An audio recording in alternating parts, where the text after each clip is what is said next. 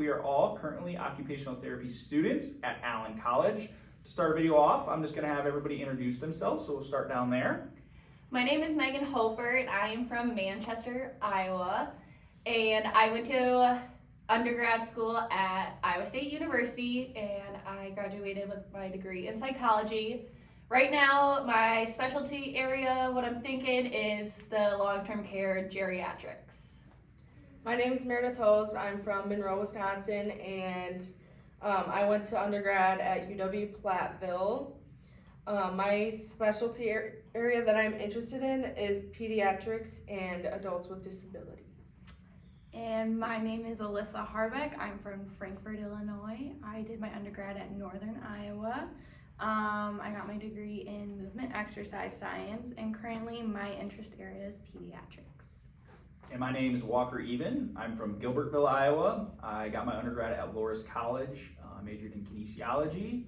My specialty area right now is undecided.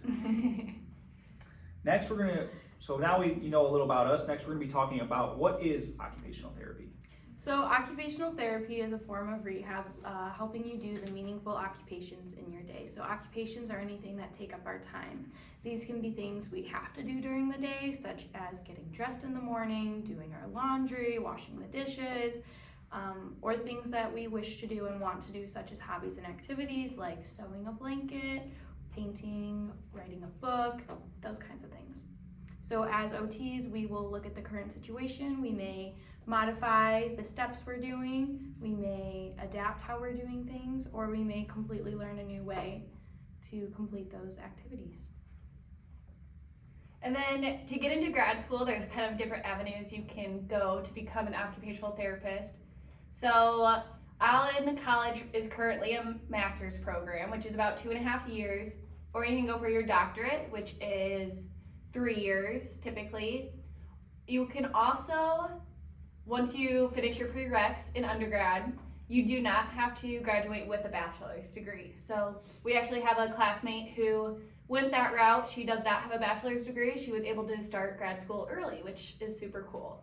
So Walker's going to talk about a little more about the prereqs.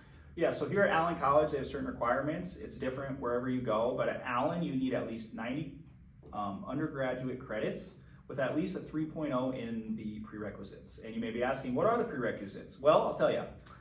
You need at least 9 credits in humanities, such as like your history, art, anything like that. You also need 12 credits in social sciences, so your sociology, your psychology, your developmental. You need 12 credits within natural sciences, so that would be your anatomy, physiology 1, anatomy, physiology 2 with lab. It's also recommended to have like biology or physics, and also you need statistics. Then you also need other courses such as medical terminology and research methods. You need at least a C or above with all those prereqs. And it is also, you need observation hours. For us, it was you need 10 hours of observation within 2 different settings.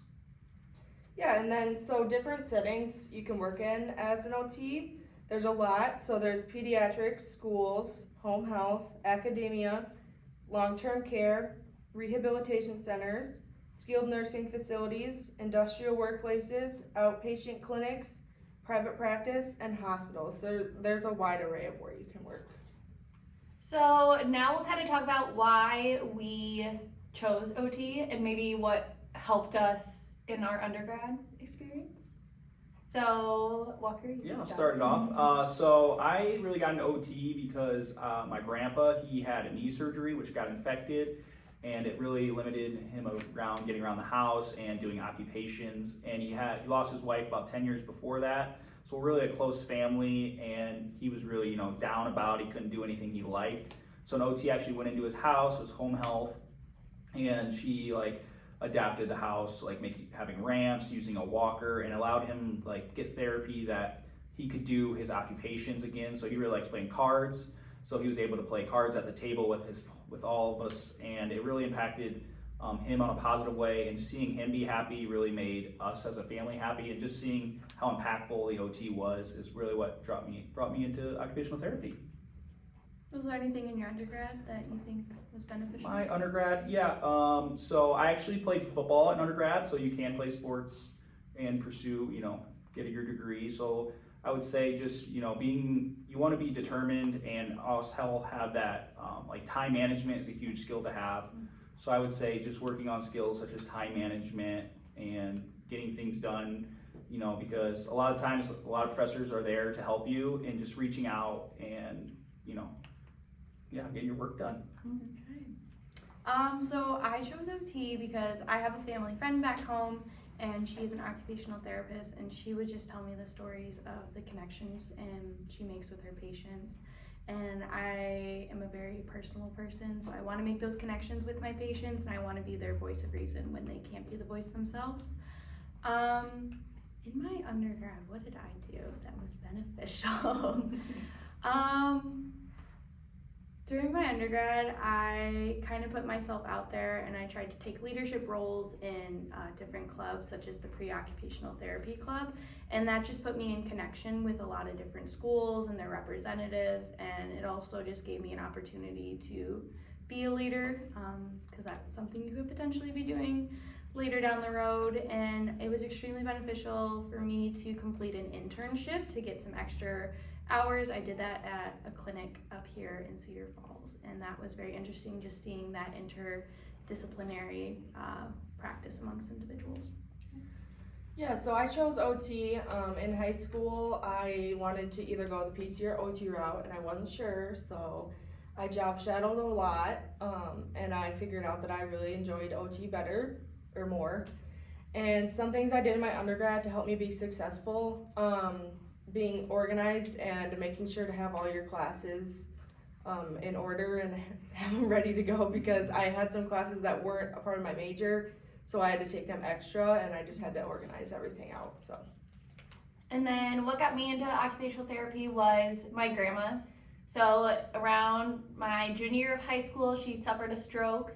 And so she was so busy all the time before her stroke. So seeing her kind of get knocked down a little bit was interesting and like hard to see. But the occupational therapist, I was able to observe those sessions, and it was so cool to see how the therapist worked with my grandma to kind of regain those skills and strength to get the stuff she wanted to get done again.